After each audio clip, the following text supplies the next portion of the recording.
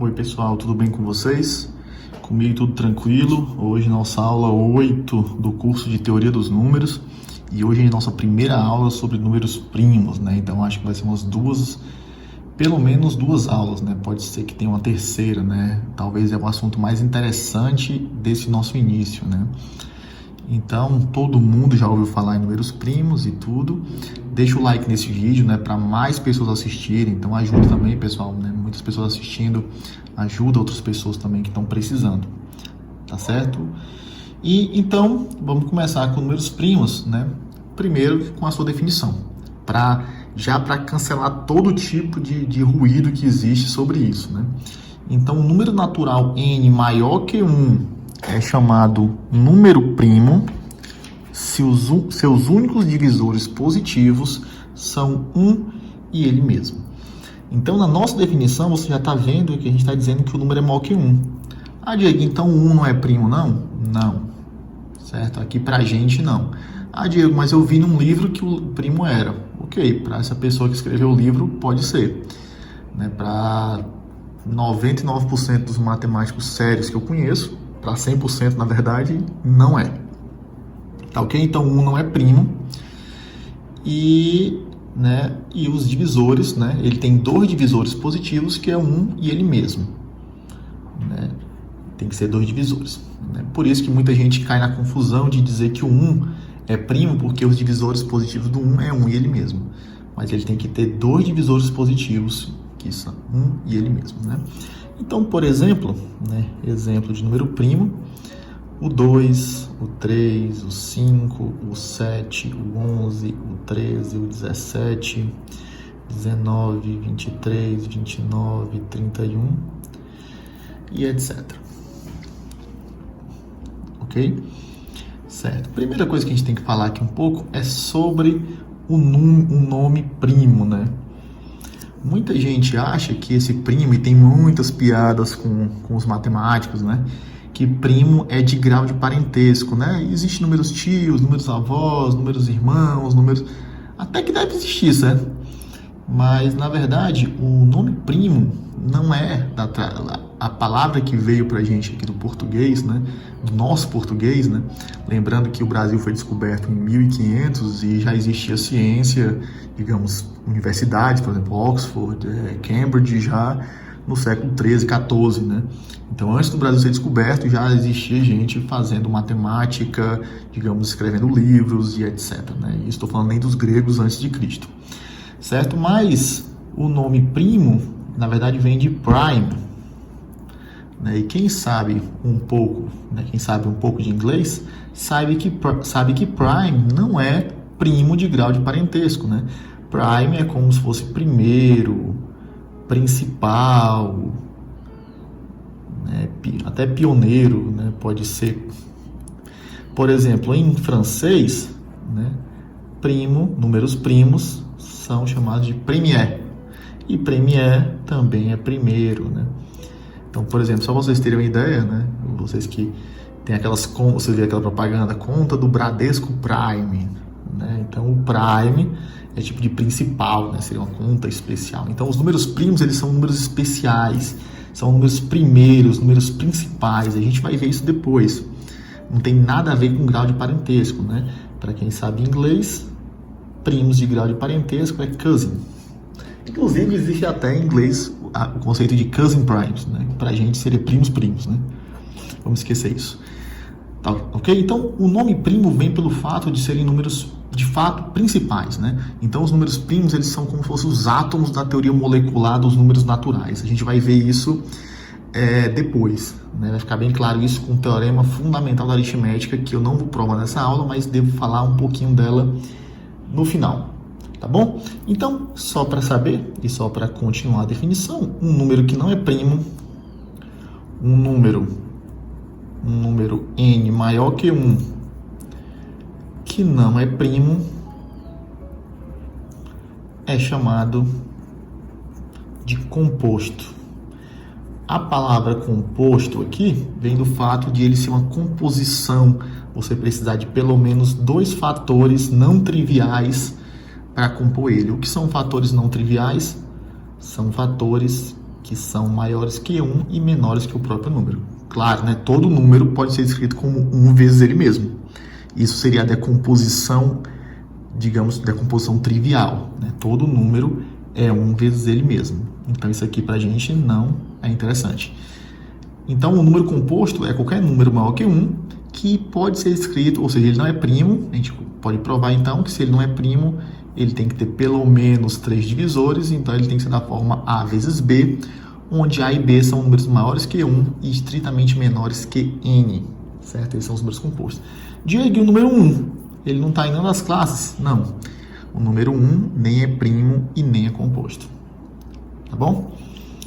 Ok, então, exemplo de número composto, né? Só para ficar... acabei de ver aqui que eu não tinha ligado aqui a luz aqui, pessoal. Acho que agora vai melhorar um pouco mais, me desculpem, viu? Não vou regravar tudo de novo, não. Acho que tá tranquilo, né? Tava claro, desculpem. Certo, então exemplo de número composto, por exemplo, todos os números que não estão nessa lista aqui, tirando 1, né? Então, o 4, né? O 6, vou até deixar ele aqui embaixo todos, né? O 4, o 6, o 8, o 9, o 10, o 12 e etc. Por exemplo, o 4 é 2 vezes 2, o 6 é 2 vezes 3, o 8 é 2 vezes 4, o 9 é 3 vezes 3, o 10 é 2 vezes 5, o 12 é 3 vezes 4, por exemplo. Certo? Ok, então, o nosso primeiro resultadozinho aqui, né? Eu vou fazer uma proposiçãozinha, uma proposição que aparentemente não tem nada a ver com números primos, mas a gente vai ver que ela se mostra bastante útil. Que é o seguinte, olha só, pessoal. Se eu tenho um número A que divide o produto de dois números, né, a pergunta é, se o A divide o produto de dois números, ele tem que dividir um ou o outro? A resposta é não. Por exemplo, o 8 divide 2 vezes 4, não é? 2 vezes 4 é 8, então 8 divide 2 vezes 4, mas o 8 nem divide o 2 e nem divide o 4. Agora, se um número divide o produto de dois números e ele é primo entre si, né, MDC entre ele e um dos fatores é 1, agora sim. Então, ele tem que dividir o outro. Então, se A divide B vezes C, o A é primo entre si com um dos fatores, ele tem que dividir o outro. Isso é um resultado muito importante, a gente vai ver muitas vezes aqui, pessoal. Então, vamos provar ele. Para provar ele, a gente vai usar o teorema de Bezout. Né? Pelo teorema de Bezout, que é o teorema da aula passada, né? Então, quem não viu aí o teorema de Bezout, né? Na verdade, nas duas aulas passadas, né? Então, vou deixar o cardzinho aí para vocês, certo?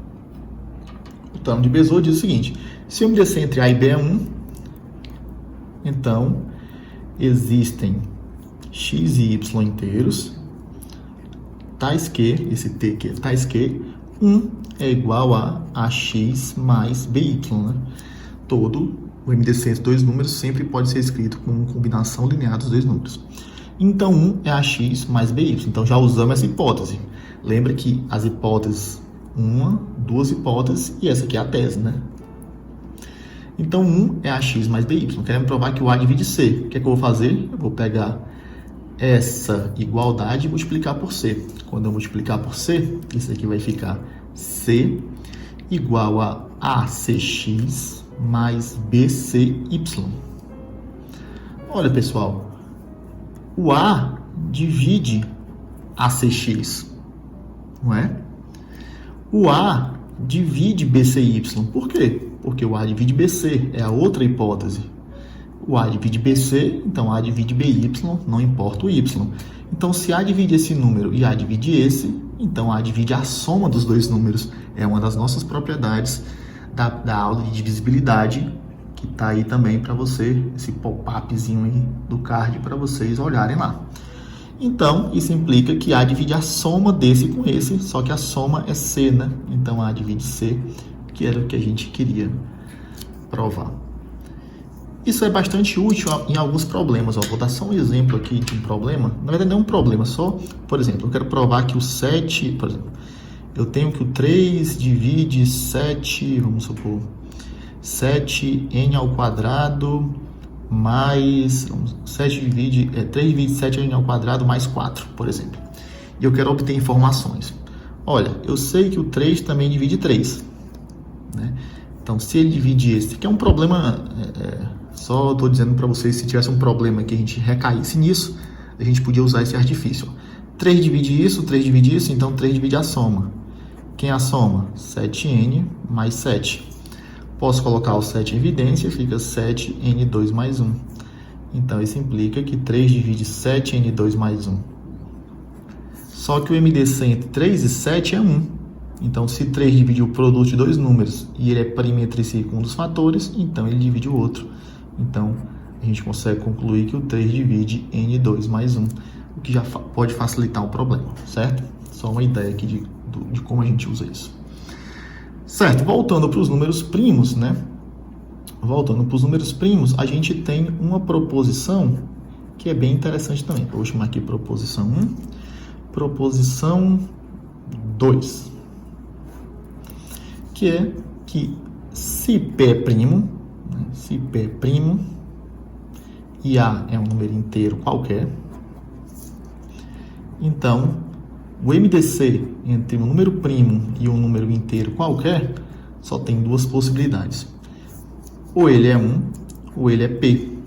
Ele vai ser 1 se o P não divide o A, e vai ser P se o P divide A. Essas são as duas únicas possibilidades. Só para lembrar para vocês, pessoal, o conjunto dos números primos a gente vai denotar nesse curso por esse Pzinho estilizado aqui, certo? Tá bom? Então, se eu escrever isso e esquecer de falar, é o conjunto dos números primos. Pode deixar nos comentários aí, tá bom?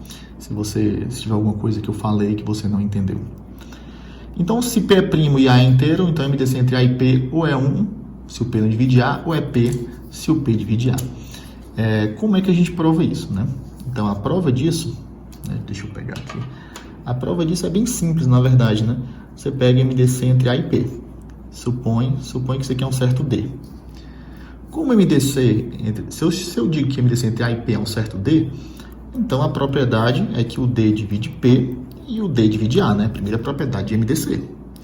Só que se o D divide P, como o P é primo, então o D só pode ser 1 ou P, não é? Os únicos divisores de um número primo é 1 e ele mesmo. Então, já diminui para 1 e P.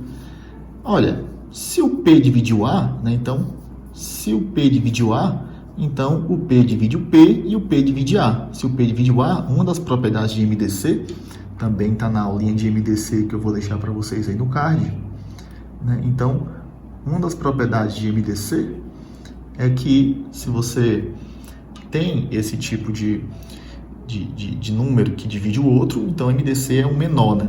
Ou o módulo do menor, né? Se o cara for negativo. Então, isso implica que se o P divide A, o MDC entre A e P é A, e implica que se o P não divide o A, então MDC entre A e P, que é o mesmo MDC entre P e A, que é P, e aqui é 1. Certo? Então, com isso, a gente termina essa primeira parte aqui. Na verdade, eu acho que até dá para a gente fazer outra proposição aqui, que seria a proposição principal dessa aula, pessoal. Depois eu vou fazer uma discussãozinha pequena para a gente ir para a próxima aula. Como os assuntos de números primos são assuntos muito importantes, eu não quero deixar nada para ficar muito corrido, certo? Então, proposição 3 é uma proposição muito importante sobre números primos. Diz o seguinte, ó, se você tem um número primo, se P é primo, né, já vou colocar aqui, ó, se P é primo e P divide A vezes B, então P divide A ou P divide B. Na verdade, vale o caso mais geral, certo? A observação vale o caso mais geral. Se um número primo divide um produto de N números, então ele tem que dividir um deles, então P divide AI, para algum I entre 1 e N, certo? Então, vale o caso geral, pode ser provado dessa proposição 3 usando indução.